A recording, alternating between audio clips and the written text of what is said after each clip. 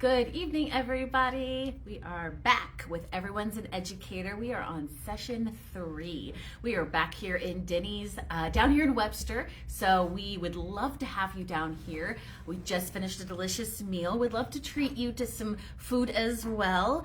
And I just also wanted to let you know that down here at Denny's, it is Kids Eat Free on Saturday. So kids are welcome. I got mine with me. Go over here, Michael. Come on. Come say hi to everybody. I know, he's being a typical 12-year-old.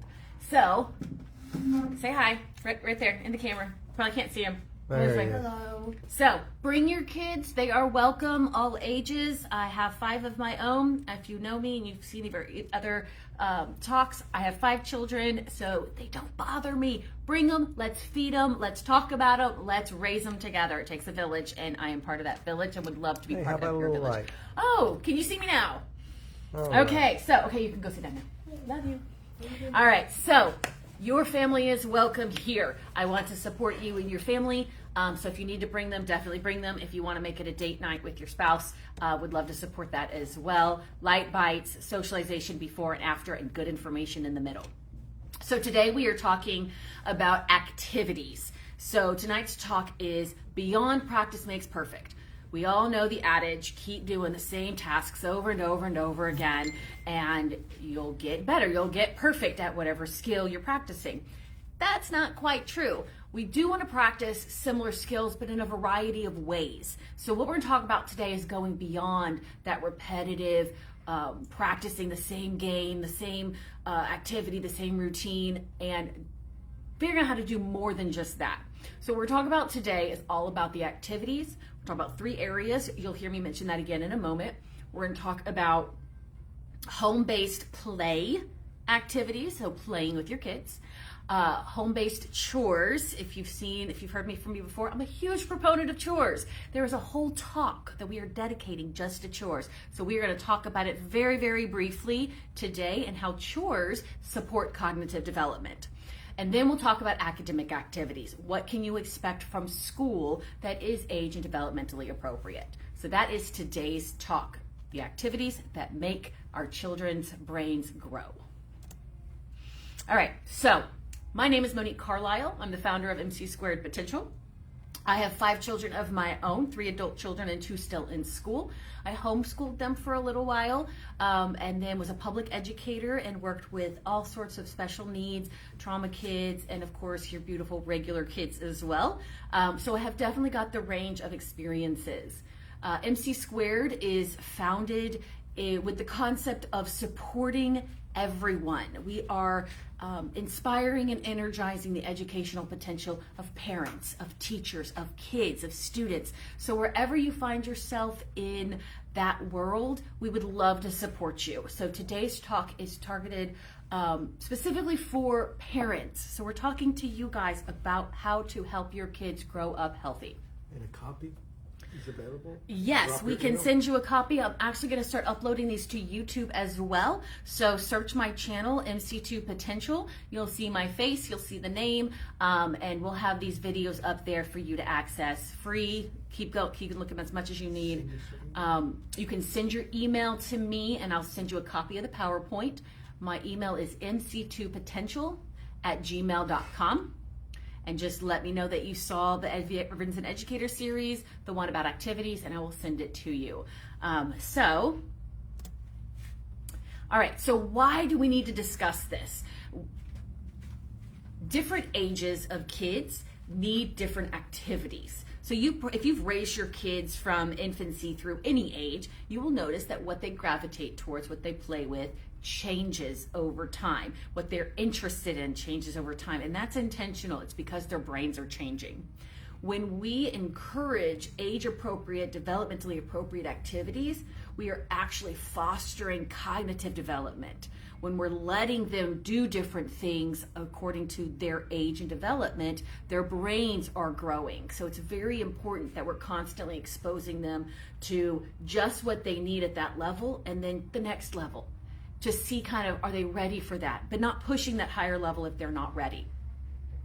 And when kids are in that zone where they want to practice that activity, they want to be a part of that activity, they will enjoy it more. So you'll get less fighting, less eye rolls, less avoidance behaviors, because it meets their needs developmentally. So how can we understand activities through the ages, through the developmental stages? There was a great researcher named Webb who came up with a hierarchy, and it's called the depth of knowledge. So it's Webb's depth of knowledge. It's 4 levels, and we're going to look at each of those, that walk through basic recall and information, all the way through long-term strategy and thinking. So Webb's depth of knowledge helps us understand the 4 levels that children and people move through when working with different types of activities. So, like I said, it's a hierarchical framework, just like Bloom's taxonomy. We talked about Bloom's last week when it came with cognitive development.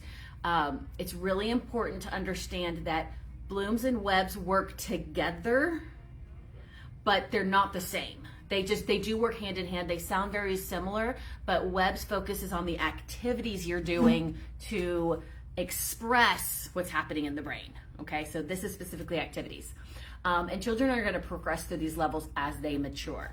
The 4 levels are recall, apply skills and concepts, short-term strategic thinking, and then extended or long-term strategic thinking.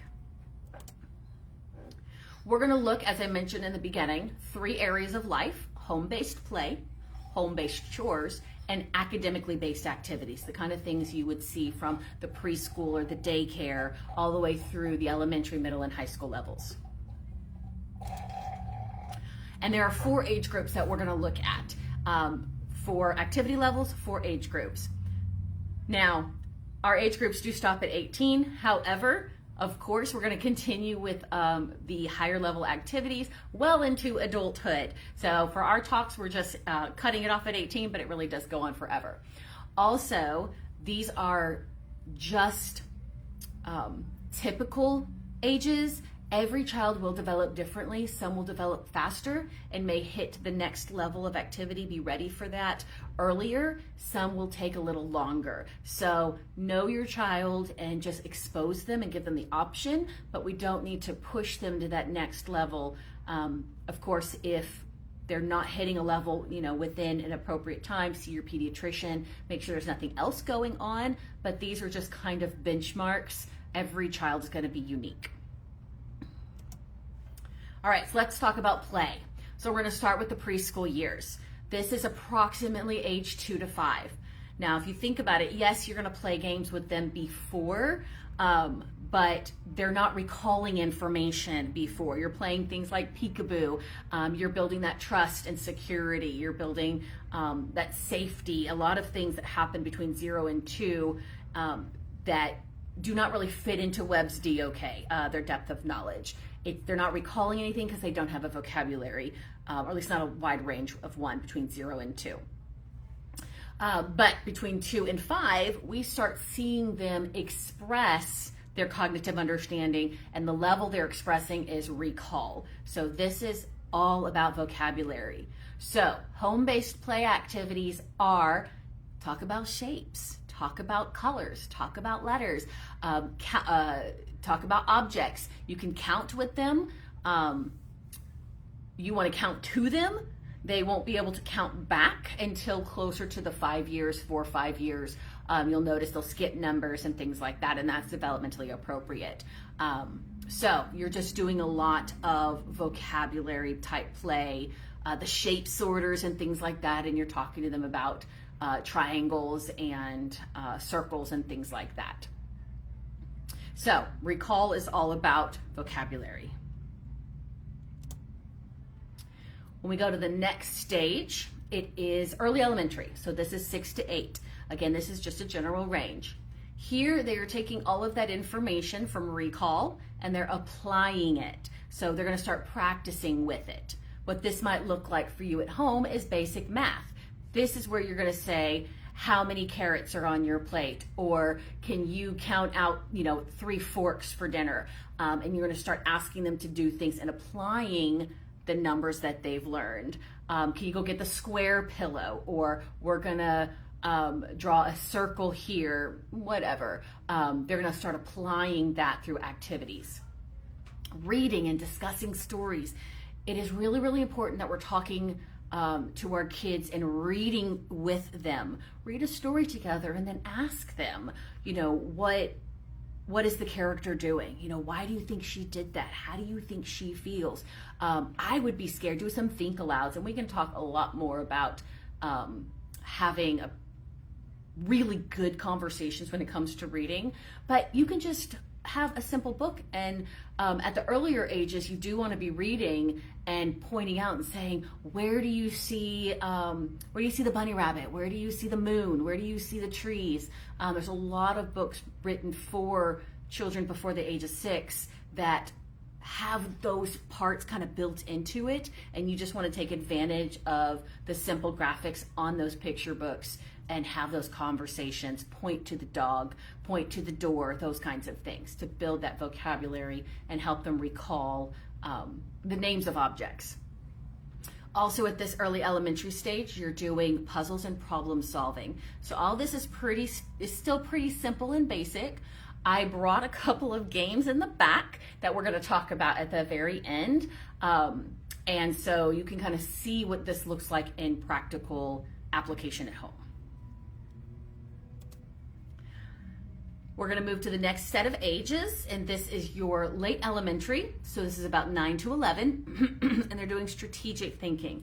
This is short-term strategic thinking, where they need to make a decision that affects their life within a couple of minutes or hour, right? So very short-term, time-wise.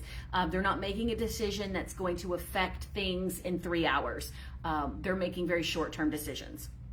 So this is simple science experiments, the classic baking soda and vinegar makes the volcano, or adding food coloring to water and watching the color change. Very simple experiments that have them thinking, if I do this, this happens, and they see the effects very quickly. That is strategic short term. Jigsaw puzzles are a great example. They have to look at the pieces and decide what colors go together, where the edge pieces, match it to the board, the box, and then figure out where they need to go and what it connects to and all of that good stuff. So jigsaw puzzles are great short-term strategy activities. Then you can get into actual strategy games, short-term strategy games like Battleship. They have to decide, do I go, if I hit at B2, do I choose B3 or do I choose A2? What do I choose? It has an immediate effect, but they still have to make a decision. Mancala, if I choose to move this set of beads and I drop them, what happens? How far do I get to go? Am I going to end up where I need to end up? So that's short-term strategy thinking.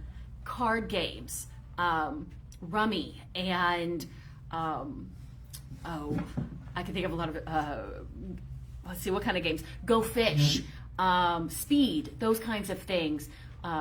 You can Google a lot of games that are great for kids. We play one called Castle, and they have to make decisions that have immediate effects within the game. So those are just some examples. Of course, there's a ton of games out there, but these are short-term strategy games.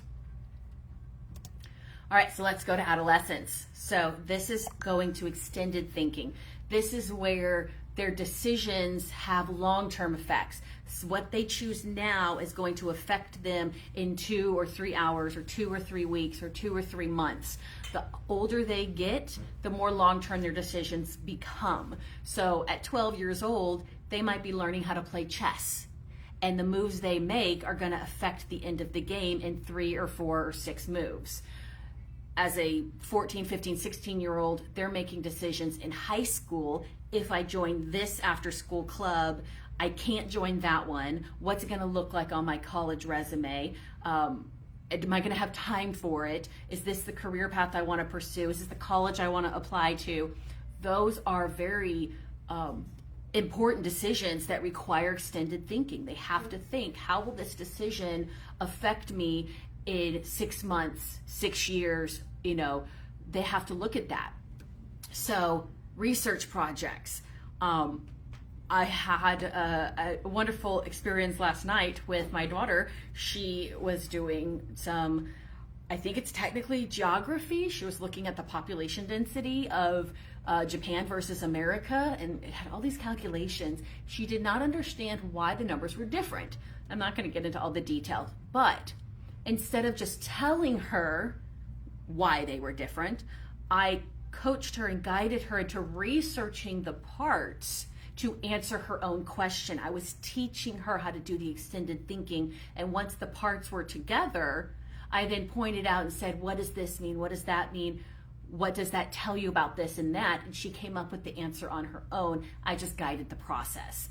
That's the kind of extended thinking that we're teaching when it comes to research projects. Creative projects. Does she want to play an instrument or write a story or try out for a play? All of those things have decisions that they have to take into consideration.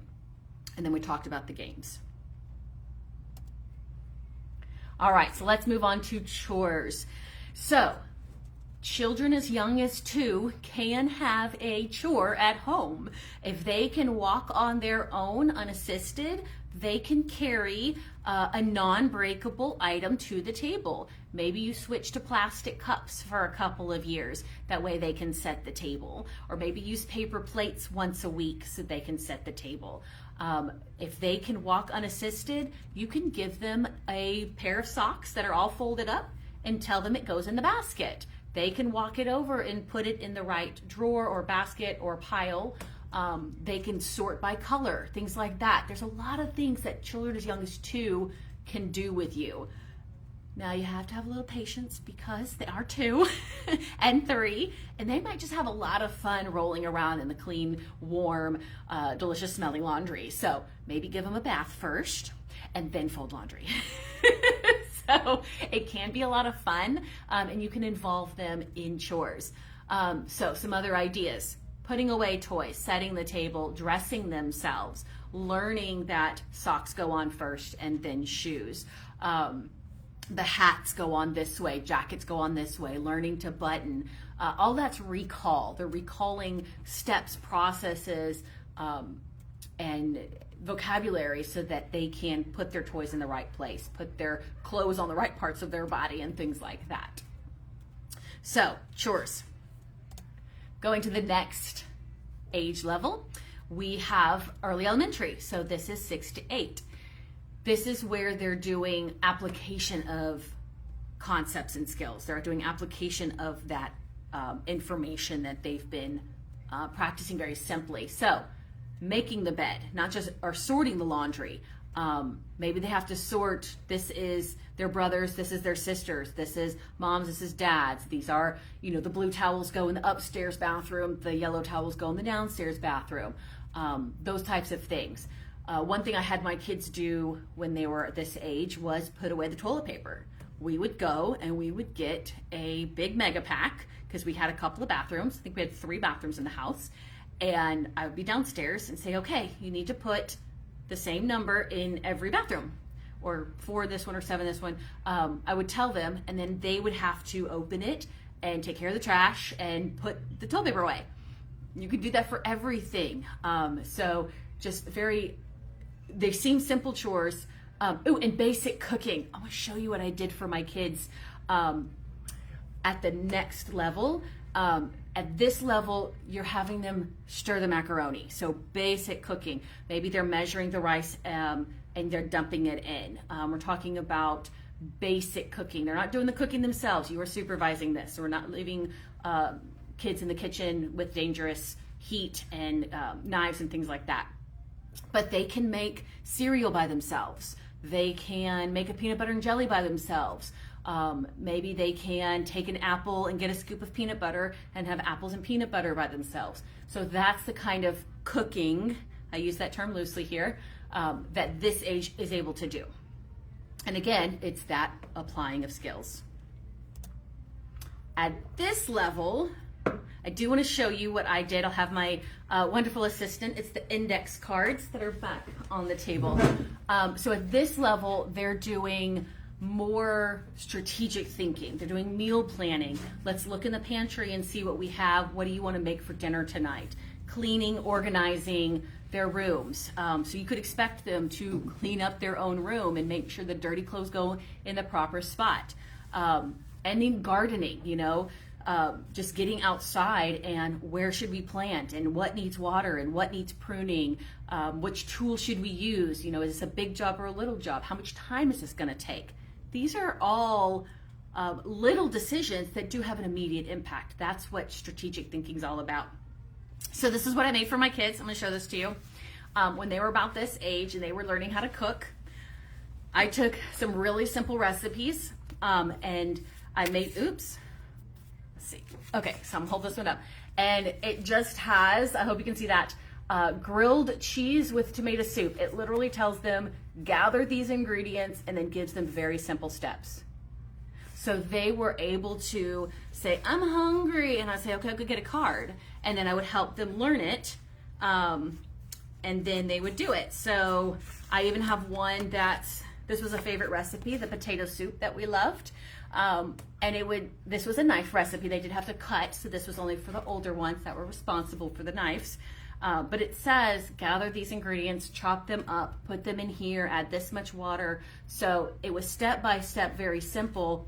And as you'll notice, this is not a recipe. I mean, it's a recipe, but it's not that traditional, all the different measurements and all the different this and that and all the words, which can be very overwhelming.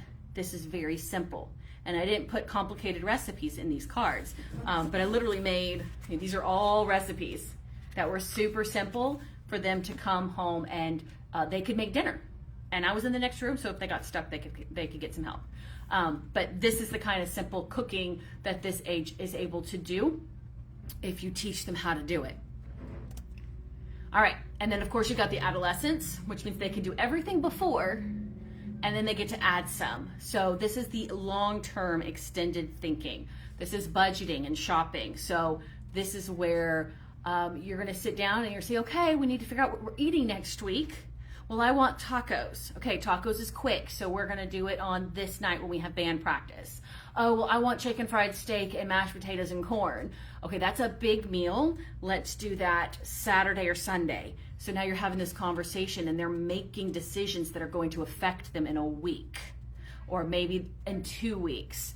If you have a big party coming up, a holiday coming up, and you're going to invite a bunch of people over, maybe you're starting to gather some of those ingredients now and looking at what you have in the pantry, what you have to purchase to restock, that kind of budgeting and shopping. Or they're having a birthday party and they have to decide, okay, I'm giving you this much for your birthday party. You can only invite 4 or 5 people, whatever your decision is within your family.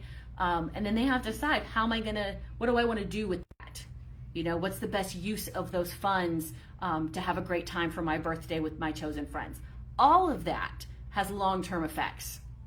And then of course you've got simple home maintenance such as yard work. Okay, so heavy lifting, mowing the lawn, those kinds of things are appropriate for this age range. All right, so we're moving on to academic activities. So back to preschool. At this level, you're going to see a little bit of repetition here. If you send your children to a daycare or preschool, they should be coming home with activities that are related to identifying letters, identifying numbers, color recognition, identification, and counting. So we're talking about a page and it says color all these things green, and it's got a frog and a leaf and maybe a caterpillar and other things that are great, and peas and things like that. Maybe the next day they have a color everything orange and it's a carrot and the sun and other things that are orange. Those kinds of activities. Or there's a big number 3 in the middle, and then there's 3 buses and 3 stars and 3 cats and 3 whatever, and it says it's demonstrating the number 3 over and over and over again. That is preschool appropriate. That is the kind of academic activities that you'll see from your preschool and daycare. When you go to the early elementary, this is where they're in 1st through 3rd-ish grade, and it's going to be that simple math operations. They're just learning how to add, subtract, and a little bit of multiplication. Division is actually the next level. It's a little more complicated. It takes extra steps. So it's more strategy, more short-term strategy than just applying a basic skill. Whereas multiplication is repeated addition, which is just adding again and again. So they already have that skill.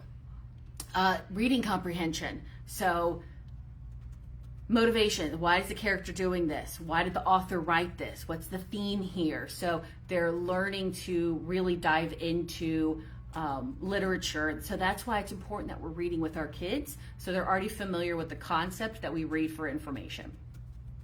Again, we mentioned the simple science observations. This is where they get really fascinated with microscopes and handheld microscopes and bigger microscopes and looking at things and collecting things, and field trips get to be really exciting. Take them to the museum, things like that.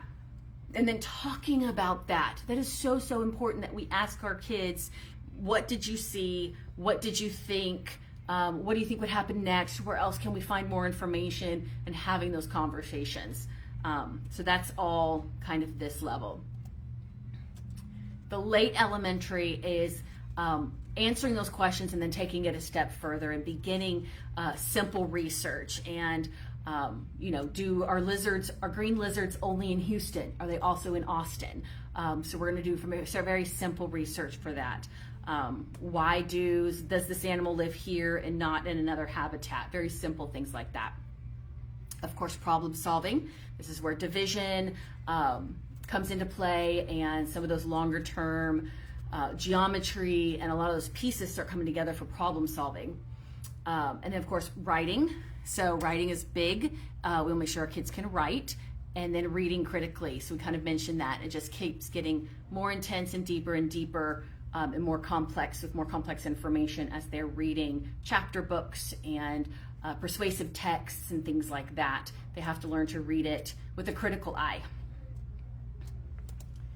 And then of course we have adolescence. That's ages 12 to 18. So this is where you're doing that extended thinking. So longer term strategy, decisions you make are going to matter and affect you later on. So this is where they're given week-long research projects or month-long or season-long science fair. Things like that will come up, and they have to collect information and make decisions that will affect the outcome of that science project, science experiment. They're going to do a lot of creative writing and writing for a purpose. They're going to be writing, an opinionated paper on some topic, or they're going to write about why they think this is the best place to live, or things like that. They might even try their hand at a drama script and try to write a play or a nonfiction or fiction novel. So a lot of that creative writing starts coming out that they want to express themselves. And of course, debates and discussion. So they're going to make opinions, and they're going to want to talk about it and let you know how they feel about it. They're going to be asked to make opinions about things. So having that open discussion and letting them express themselves and go through the motions and see how that would affect long-term the things. So especially like 18, when they start to vote, you make a vote for the president. He's there for 4 years. The decision you make today is going to affect you in 4 years. So they need to learn how to gather the information and make a good decision. All right, so to recap, that was a lot of information. Age-appropriate activities are crucial for cognitive development. You want to help them move through the motions. The activities must change and develop as the child changes and develops, and these activities can be categorized by Webb's DOK. So I do want to take a moment and show you what I brought in the back really quickly, and how this looks practically at home. Okay, so I'm going to go back one. We'll come back to this in just a second. Okay, so we talked about reading. So these are some books that I brought some things from my home. So at the younger ages, I loved books like this that were very bright, full of real pictures And then you don't have to read all of this to a preschooler. That might be overwhelming. But maybe you tell a story about the penguins going to find food. Maybe you tell a story about the fisherman who rides a snowmobile through the ice and he lives in a little city in Alaska or Canada or Iceland, or pick a city that you want, or read and find out where this is located. So you're not reading this to a preschooler, you're talking about the pictures and building that vocabulary and that knowledge. As they get older, the same book can actually be used to read and to show them that this text contains powerful information. As they get older, they need less of the real graphics in a book, and you can read them a story. This is one of my favorites. It's called The Desert Giant, and it's a story of the saguaro cactus and how it supports all the different life through its stages. So as it's growing, what animals live in there, when it flowers. It talks about the Indians or the Native Americans that utilize the flowers, and then when it dies, when the saguaro cactus dies, other animals use it. So this is a beautiful story.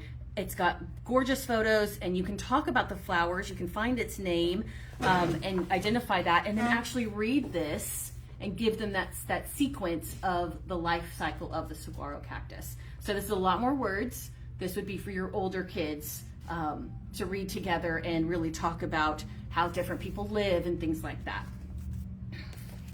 And again, going back, this is a fun one. You can find a lot of books like this that have touch and feel pieces built into them. So this is a cool one that I found. It is all the layers of a T-Rex. So again, little ones, you're not going to read the information, but they might feel the bones. And you talk about ribs, and then they can feel their own ribs. You might talk about teeth, and you talk about their teeth. And then you flip the page and you let them feel, oh my gosh, look, there's a stomach and intestines and there's a heart, and feel your heart. So now you're getting them excited and they're touching and they're feeling. And then of course, as they get older, you're using the text to support kind of what they're seeing. And there's all sorts of books like this where the kids can touch and feel and explore. So that's kind of how you can use some books through the different stages.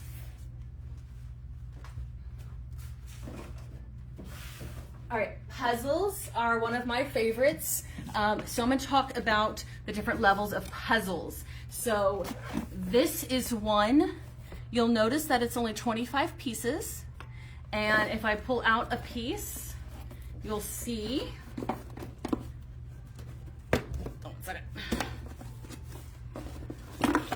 that they're very big. So this is a preschooler's puzzle. The pieces are big because their gross motor is still developing, so they're not able to do the pincer grasp very well yet. And it will often say floor puzzle somewhere on there. That's how you know that they're big pieces if it doesn't have the word jumbo puzzle. So those are kind of like the two ways to know, is this designed for little ones on the floor? It'll say it's a floor puzzle or it's a jumbo pieces. So again, very simple. They're just making decisions that this is a corner, edges, and of course you're helping them with this. And then of course there's images here to talk about very briefly as you're building it. Let's take this preschool puzzle and go to the next level, and it would look something like this. This is a really cool one. Again, it's a floor puzzle, so that means these are large pieces. There's a few more pieces to work with. It's actually much bigger, but what's cool about this, Melissa & Doug is a great brand, is once you put this entirely together, it actually has numbers along the bottom that correlate to the picture. So if your child is counting, you can say, let's find the one whale, and then they find the one whale. Let's find the two octopus, and then you find the two octopus, or those are squids. That might be the squid or the octopus. I think there it is. There's one octopus and there's the other. So they're doing that visual identification. They're counting 1, 2, octopus, octopus. They're practicing that vocabulary. So this is taking that preschooler to the next level of applying the skills and concepts. So this is that bridge puzzle. If they're not ready to do the counting, don't worry about it. And when they're ready, you have this ready to take it there. Now let's take it one step further, maybe a couple steps further. This is a cool puzzle that I found. It is the surface of the moon. And as you can see, it is 100 pieces. So these pieces are a little bit smaller, but what's cool about this one that makes it a challenge is it's a circle. It's a circle puzzle. So they have to visualize that it's a circle, so this edge piece can be anywhere on the circle. We can't find the four corners, so they have to do a little bit more thinking. And then color matching. Obviously this light gray doesn't go to this dark gray. Those kinds of thinking we as adults take for granted. That's the kind of thinking that children need to be practicing, that distinguishing, obviously these don't go together, and so I need to choose another piece. And they practice that. It's really, really important that we're letting kids practice a lot of the skills that we as adults take for granted. So that's jigsaw puzzles. I did want to show you, the last one I'll talk to you about really quickly is board games. So I have just brought two. I have a ton of board games. Can I have someone reframe, make sure that I still have this, because I knocked it. All right. So I talked briefly about Battleship, so I won't demonstrate that, of course, but it's really good for them making decisions where they want to attack and why are they going to attack there and what happens next. So this is short-term strategy. This is another really cool game that we love. It's called Labyrinth. So this one has, I'm going to flip it over, these pieces move. So you're in this race trying to get to these different icons, but the puzzle's constantly moving.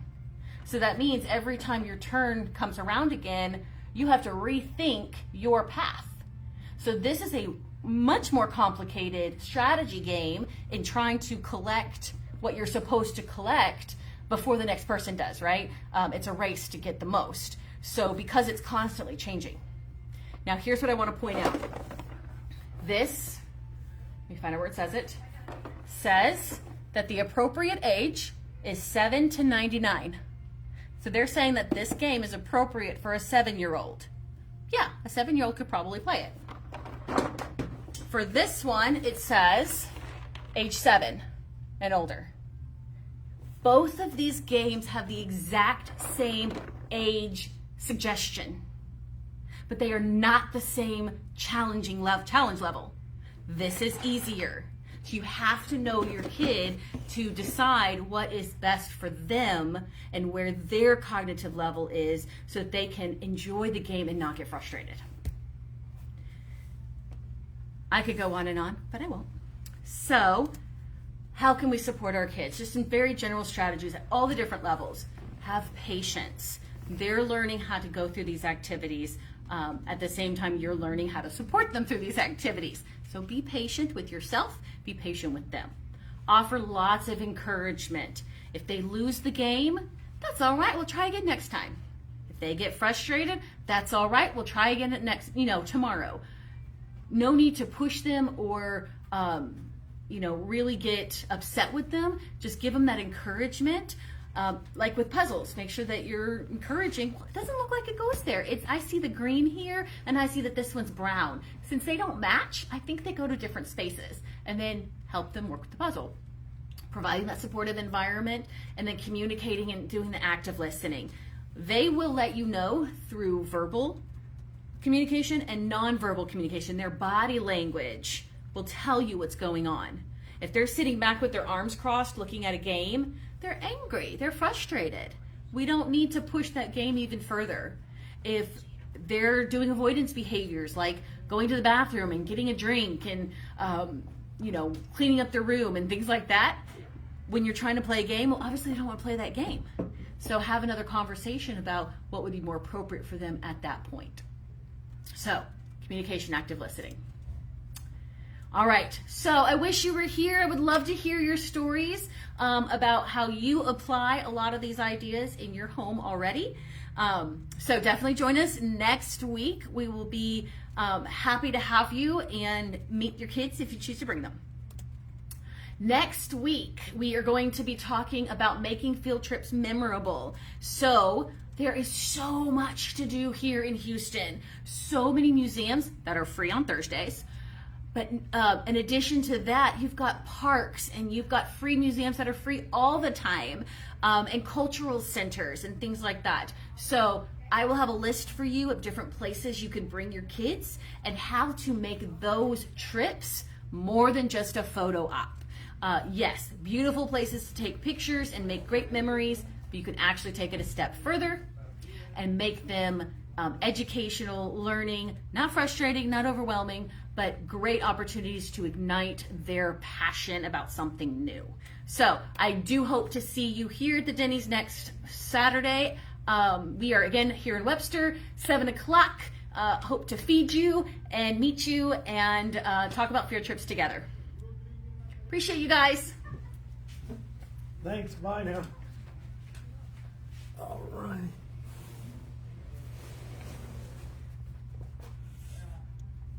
Hey, Bye. finish.